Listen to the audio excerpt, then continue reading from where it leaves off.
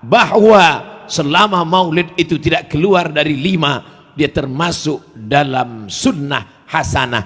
Yang pertama, di dalamnya ada pembacaan sejarah Nabi, maulid. Yang kedua, di dalamnya ada pembacaan Al-Quran. Yang ketiga, di dalamnya ada tausiah wa tawasaw bil haq wa tawasaw bis sabr.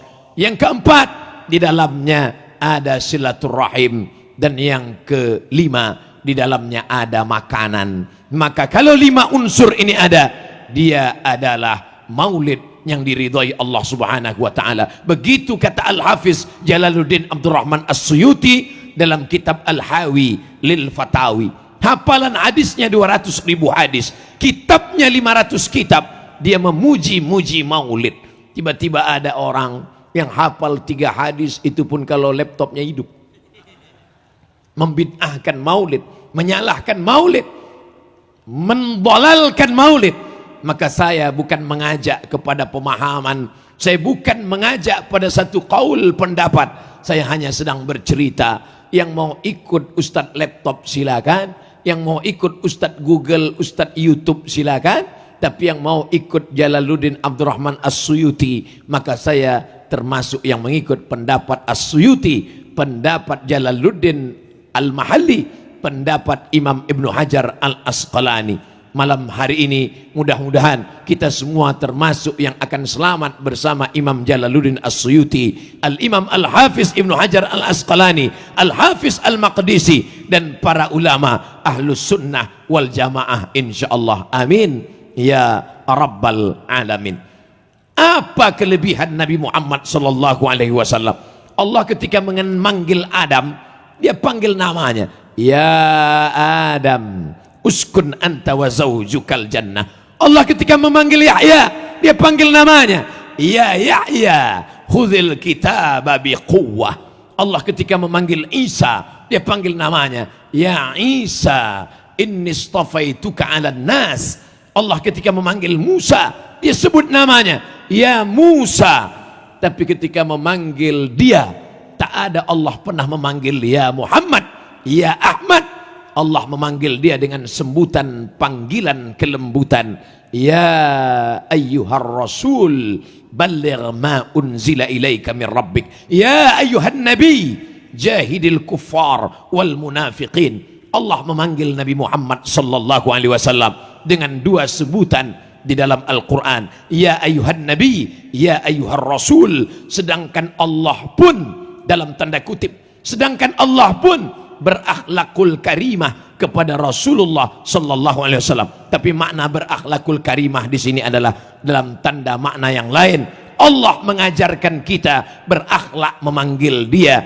Maka at-taswid as-siyadah dalam Ahlus Sunnah wal Jamaah, khususnya dalam mazhab Syafi'i, kita tidak memanggil dia Muhammad, tapi kita panggil dia Allahumma salli ala sayyidina Muhammad.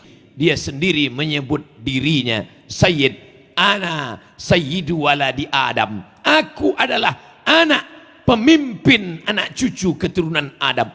Sedangkan cucu Nabi Muhammad sallallahu alaihi wasallam kita diajarkan menyebutnya dengan Sayyid. Innal Hasan wal Husain sayyida syababi ahlil jannah. Maka kita memanggilnya Sayyidinal Hasan, Sayyidinal Husain, sampai kepada anak-anak cucu keturunannya, Sayyidi Al-Habib, Sayyidina Al-Hasan, Sayyidina Al-Husain. Inna Fatimata Sayyidatu Nisa'i Ahlil Jannah. Sedangkan yang perempuan, pemimpin perempuan penghuni surga adalah Sayyidatuna Fatimah. Pemimpin kami Sayyidina, pemimpinku Sayyidi. Tapi orang Maroko tidak menyebut Sayyidi karena terlalu panjang, Sidi.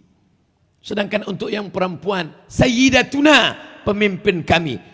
Pemimpinku Sayyidati, tapi karena terlalu panjang disebut dengan Siti. Tapi karena payah menyebut Siti disebut dengan Siti. Siti Fatimah, Siti Khadijah. Ini adalah tradisi dalam budaya Melayu. Tak pernah orang menyebut namanya, tapi dipanggil dengan panggilan kehormatan. Abdul Somad yang bukan Habib, yang bukan Sayyid, yang bukan Syarif, tetap juga dipanggil dengan panggilan kemuliaan. Mari kita dengarkan tausiah yang akan disampaikan oleh Al-Mukarram, Al-Ustad, Al-Muallim. Belum pernah saya dipanggil orang, mari kita panggil Somad. Lalu bagaimana mungkin kita memanggil namanya dengan tanpa penghormatan dan kemuliaan? Maka dalam mazhab Syafi'i bukan hanya saat memanggil di luar salat, bahkan di dalam azan pun dianjurkan. Saya mendengar dengan telinga saya sendiri di majelis ulama ahli hadis Syekh Mahmud Said Mamduh, di dalam majelis itu ketika salat disuruhnya muridnya azan, dalam azan itu dipanggil asyhadu anna sayyidana Muhammadar Rasulullah, dan saat qomat diulang lagi Allahu Akbar, Allahu Akbar, asyhadu an la ilaha illallah, asyhadu anna sayyidana Muhammadar Rasulullah. Andai itulah dibuat Abdul Somad sekarang di kampung halamannya, Allahu Akbar, Allahu Akbar, asyhadu an la ilaha illallah, asyhadu anna sayyidana Muhammadar Rasulullah, mungkin berkali-kali saya akan dimasukkan ke dalam neraka jahanam.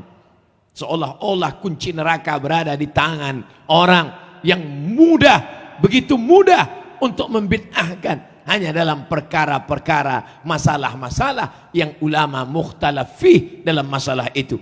Memuliakan Nabi SAW tidak hanya sebatas memuliakan menyebut namanya, tapi juga jauh lebih daripada itu, mengikuti gerak jalan hidupnya.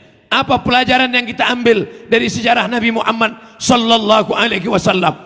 Nabi tidak pernah menggantungkan hidupnya kepada orang lain. Pada saat belum lahir ke atas dunia, tidak menggantungkan hidup kepada ayahnya.